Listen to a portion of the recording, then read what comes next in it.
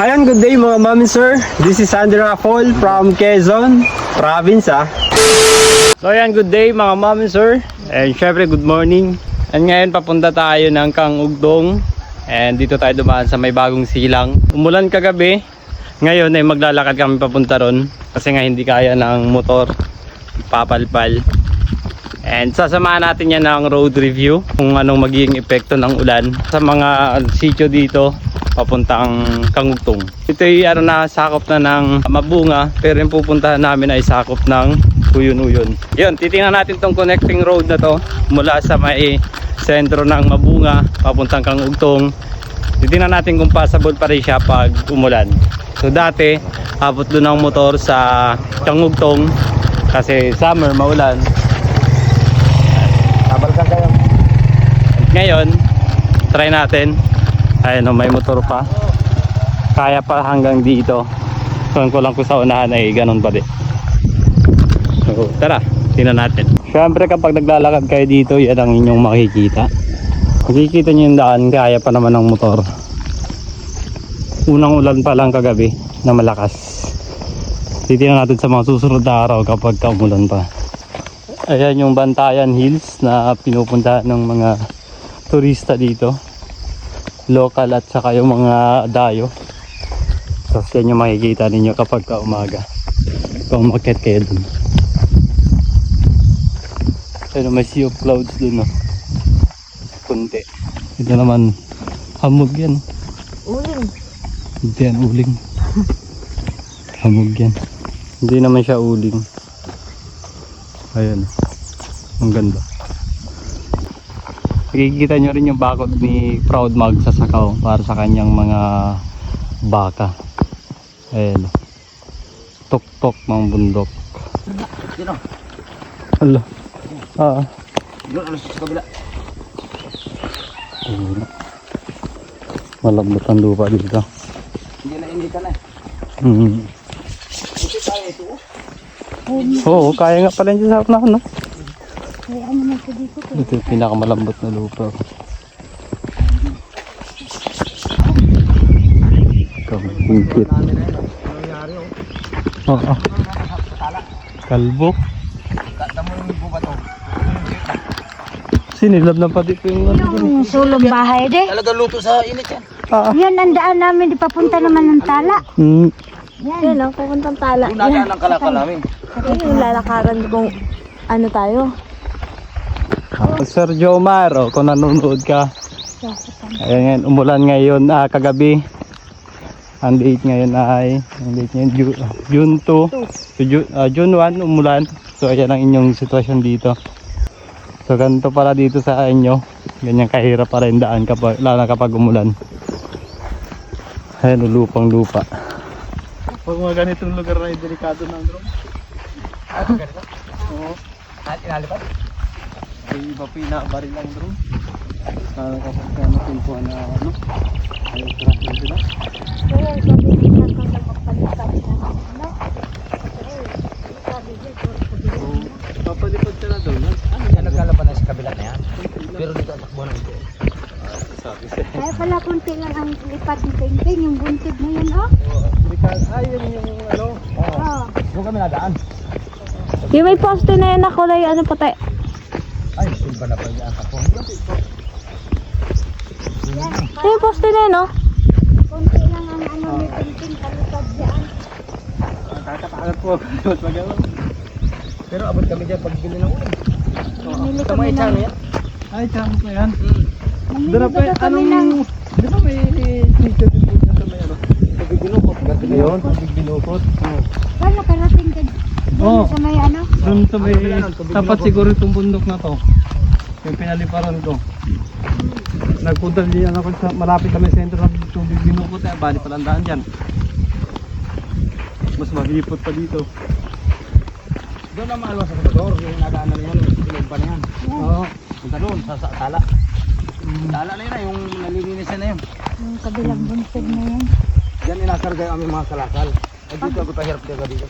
Pag ano, So yun mga mom and sir, nandito tayo ngayon sa may Sitio Pantay. Papunta na tayong Kangugdong at nakikita nyo yung lugar dito. Napaka lawak ng area, open space. Ayan, ito yung dyan, yung tubig binukot. Ito ay sa may Gardamihan na. And nakikita nyo yung bundok na yun doon. Sakop na siya ng tala. Parang pag ano na, parang papuntang tala. So yun naman yung bundok na yun, may magandang spot doon. Nakikita nyo yung bundok na yun. So papunta ng tala yun. Alternative na daan pag galing kang Kangugtong. And pababa na kami, medyo malapit na kami sa Kangugtong pero ayan, bago kayo po makarating doon, makikita nyo tong lugar na to. Napaka solid dito. Ito, kagubatan. Nandun yung nandun yung Bantayan Hills sa may part doon. Yun. Yan. Pero huwag kayong pupunta dito kung alam nyong maputik at or nung gabi ay umulan. So medyo mahirapan kayo dito. Kaya pupunta kayo dito kapag magandang panahon. Ang ganda dito, pwedeng mag-relax.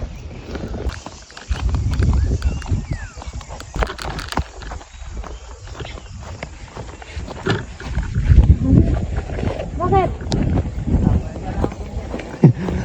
Ayun o. Ito maganda. Ganda o. Oh.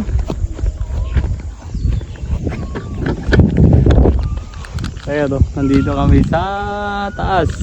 Ayun ang baba.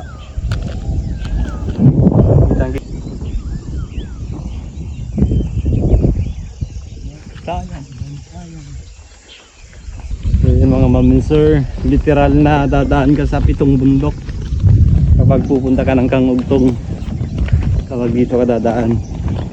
Ayun naman, nakapalibot to. Bakit? Ayaw mong sumama eh.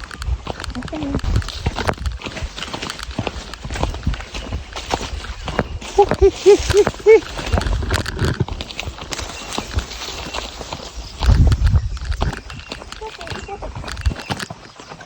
Yan.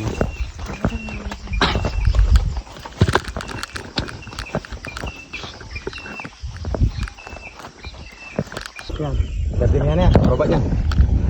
So ayan, yung kabila Kangugtong. Dito ang kabila ay Kampingkit. Tapos yung gitna sa baba Gardamihan. Gardamihan. Ayun, makikita nyo naman. Yan, nakakahilo dito mga ma'am sir. Ganito yung dadaanan mo. Wow, ganda.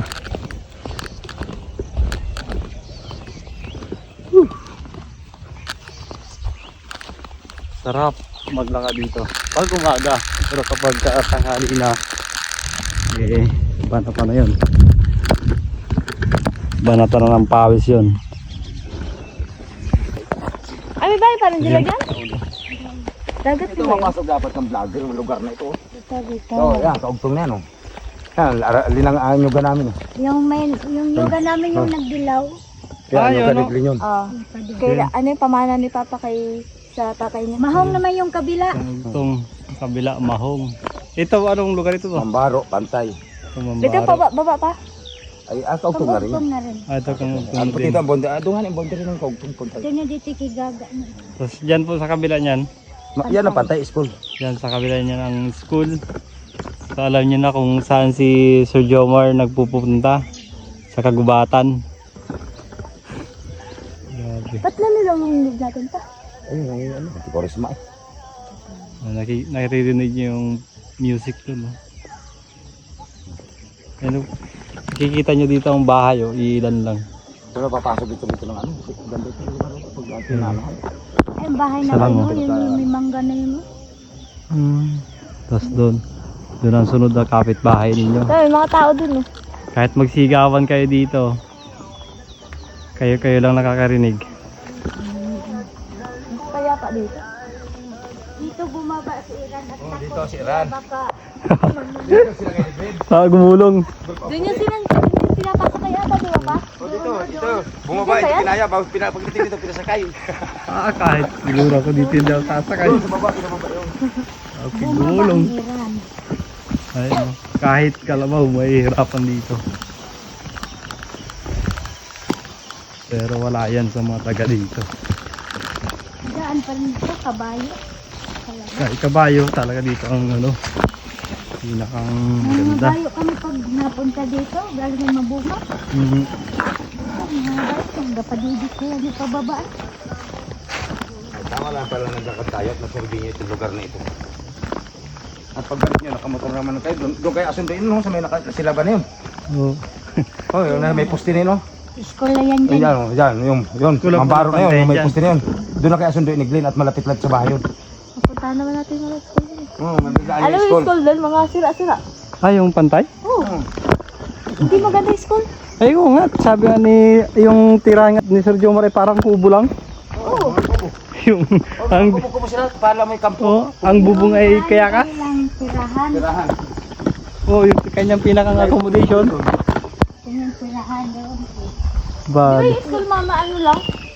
Doon yung bablap. Oo, Maganda yun doon. Hindi naman si Ikaso. Glenn at alam mo naman yung isang. bablog Ibig sabihin, din. magbaga nakadaan sila isang, nagabag sa daan. Kasi nagre-request din naman siya sa akin ng daan sa pantay. Ano, walang nag-vlog dyan sa Bandan Panto. Doon sa school. Dito nga niya wala nagbablog. Ayun mga mami sir, may naspatan tayo ditong parang pader. Sabi nila ilog daw yan. So dito yan sa may kangugtong na. Ayun. May pader sa gitna ng mga kabundukan. Grabe.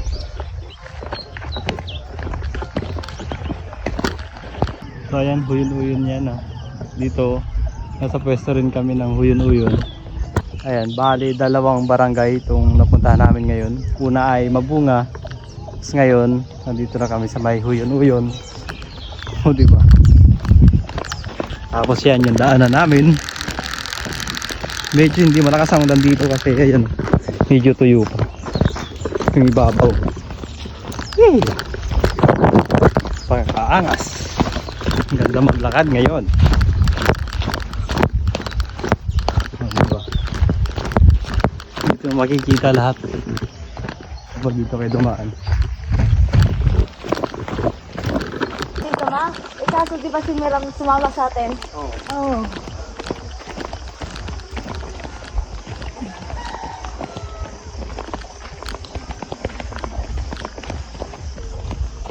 Ang bihira lang ito ang kamag-anak ko. Bihira lang ang hindi ko kamag-anak. Pero pag ako nag-birthday dito, may naghandaan dito, hindi tulong-tulong. Sama-sama. Mabi nila ng mga ano. Ayun, may bahaya na dito. Nandito na tayo sa may sentro ng Kangugtong. Kita nyo medyo maingay na. Kanina yung mga nadaanan namin walang ingay. Ayan na yun, may mga bahay-bahay na. Diba? So nasa 2 oras pa tayo naglalakad. Ayun, diba? 7 na. Oh, 1 oras na. So mahigit 1 oras na kami naglalakad, pero kung hindi kami natid ng motor na konti, siguro mga 2 oras. Diba? Mabilis na kami nun ah. Yun na yung pinakamabilis, 2 oras. Pero kung ikaw ay medyo may nasa lakaran at dito ka pupunta, ihanda mo na yung 3 oras. Diba? Kung gusto mo makarating dito ng maaga, alas 4 pa lang maglakad ka na para hindi mainit.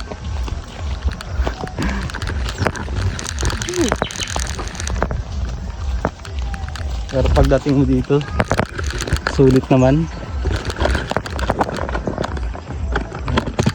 Kabilanan na nagpapatugtog. Kung may kuryente na rin dito, kahit napakalayo, may linya na ng kuryente. Ayan. May linya ng kuryente dito. Ito ginawa ni Papa itong ano daw. Safe pa no?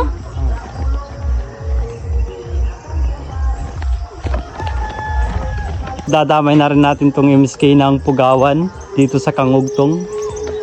Kaya ng kanilang simbahan dito.